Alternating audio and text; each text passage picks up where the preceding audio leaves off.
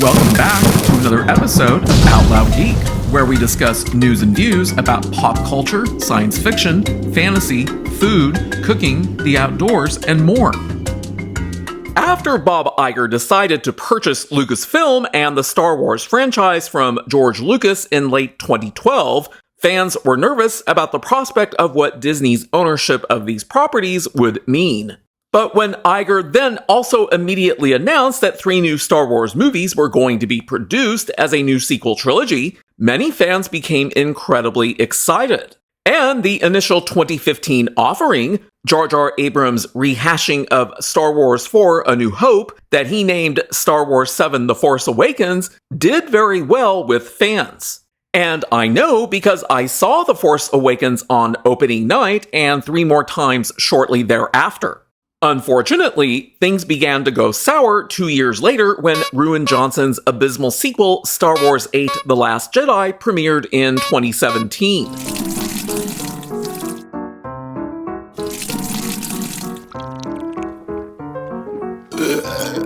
And when fans began to express their distaste for the movie, Lucasfilm's immediate response, under its president, Kathleen Kennedy, was to immediately attack the fans and refer to them as being toxic. Then the trades and the shill media sites all jumped on the bandwagon, calling anyone who dared to criticize Disney Star Wars as being toxic, and setting a precedent that has continued ever since, including Marvel Studios when it began resorting to the same tactic in response to Marvel fans being unhappy with the MCU. But before proceeding, I'd like to ask everyone to please like this video, please subscribe to this channel, and please press the bell to receive notifications. Thanks! But then something very interesting happened late last week. Early Friday morning, I happened to have NBC's Today Show on, and I heard them announce that Daisy Ridley was going to be on the show. So I decided to record and watch the episode. And sure enough, she was on about midway into the Today Show's 3rd hour under the auspices of discussing a movie that she starred in that opened in theaters across the US this past weekend that was entitled Sometimes I Think About Dying, which had also been shown in several film festivals in 2023. Naturally, the NBC hosts had to then ask her about Star Wars, with host Craig Melvin trying to ask her what the new Rey Star Wars movie is going to be about. Of course, Daisy Ridley cannot talk about that, and she hasn't even seen a script yet, because that's still being worked on. But then NBC host Dylan Dreyer asked Daisy a very leading question to bait her into saying something truly negative about the Star Wars fandom with regards to Sharmeen Obaid-Chinoy. Let's watch this video clip to hear the question.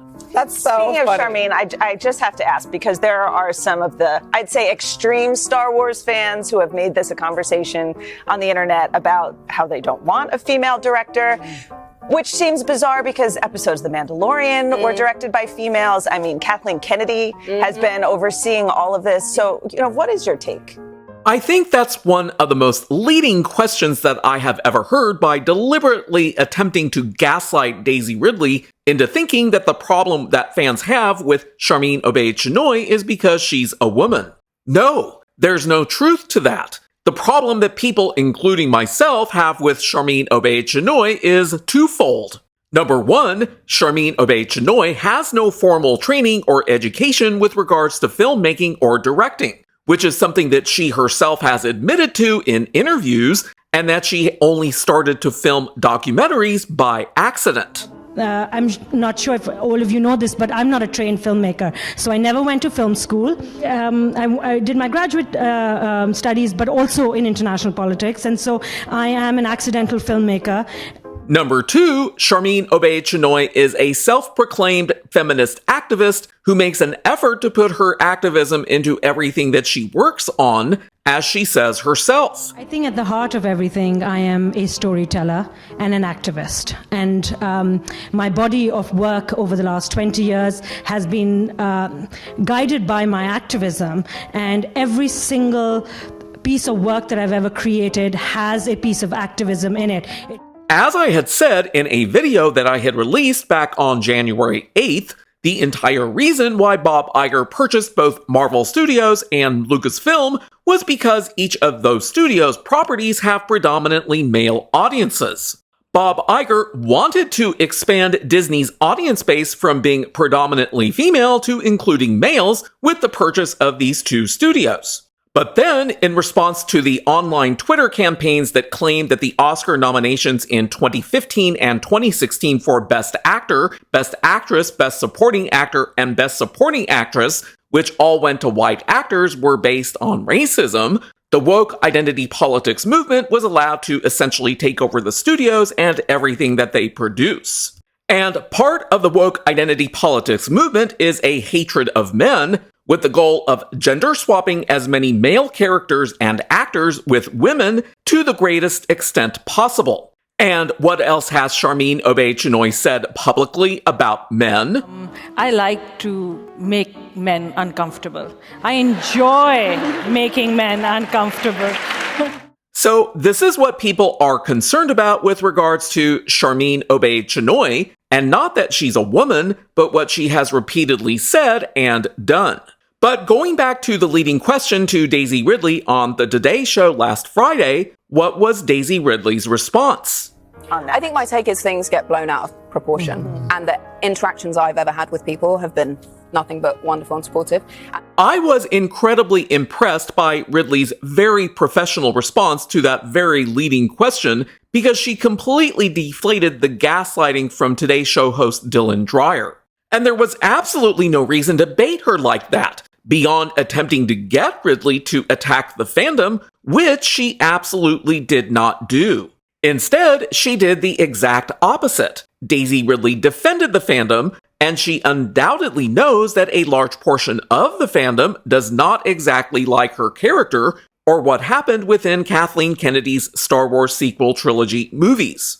And I am convinced that her response came from her own self and was not something that Disney or Lucasfilm had coached her to say, given how much Disney and Lucasfilm utterly despise the fans.